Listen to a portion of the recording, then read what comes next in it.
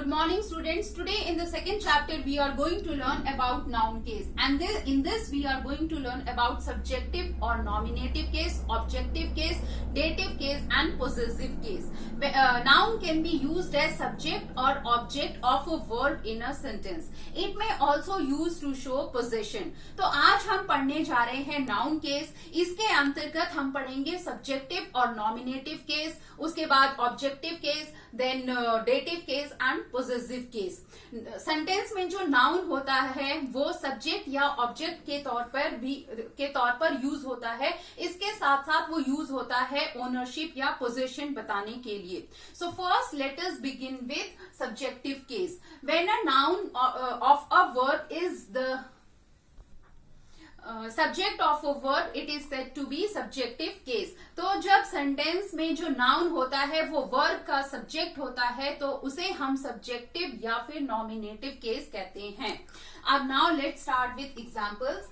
Let's understand with examples. India won the match against Australia. So here the subject is India and which is verb here won. तो यहाँ पर India जो है वो subject है क्योंकि इसके बारे में सेंटेंस में बात हो रही है. तो यहाँ पर सेंटेंस इंडिया के बारे में है तो ये सब्जेक्ट हुआ और वर्ब मैंने बता दिया है one. Now second example, all the boys brought book and here the subject is the boys and verb is brought क्योंकि सारे लड़कों के बारे में बात हो रही है सेंटेंस में.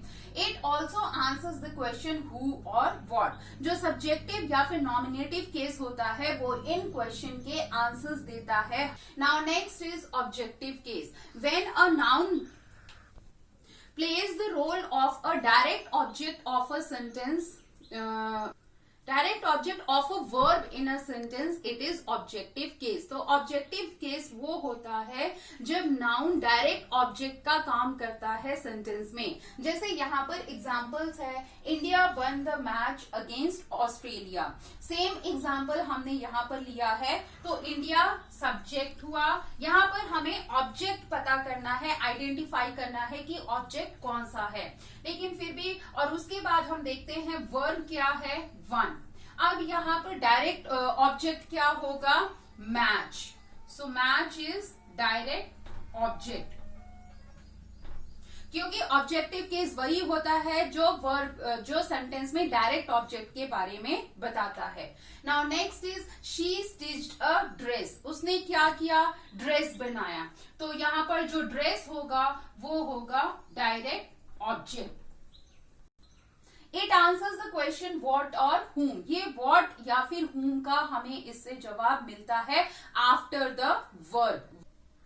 Now next is dative case. When a noun or a pronoun plays the role of an indirect object in a sentence, it is said to be a dative case. जब noun और pronoun indirect object का काम करते हैं sentence में तो उसे हम dative case कहते हैं.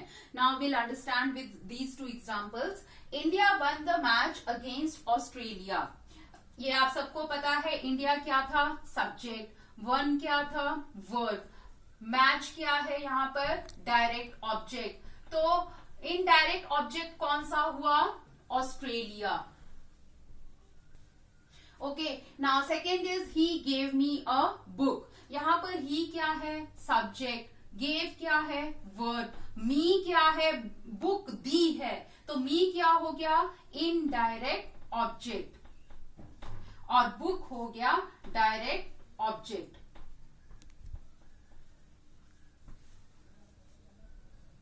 The noun answering what after the verb is called an direct object. तो direct object वो होता है जो कि verb के बाद हमें what का जवाब मिले. और indirect वो object होता है जिसमें for whom something is being done.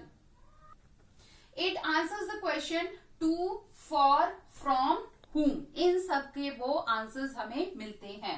Now next is possessive case. Possessive case when a noun shows an ownership or possession of something. Noun हमें किसी भी चीज का ओनरशिप या पोजेशन जिससे हमें पता चलता है, वो हो गया possessive case. It answers the question whose, ये हुज का इससे हमें जवाब मिलता है। जैसे फर्स्ट एग्जांपल है, Mary's dress is very beautiful. Dress किसका सुंदर है? मैरीज का, तो ये हो गया possessive case. The girl's books are covered, यहां पर क्या है? गर्ल्स क्या है? पोजेसिव। ये भी याद रखना है कि possessive case is marked by apostrophe when we are talking to living thing, talking about living things और पर्सोनिफाइड ऑब्जेक्ट्स, तो उसमें हम एपिस्ट्रॉफी का यूज करते हैं। So these today we have discussed about noun.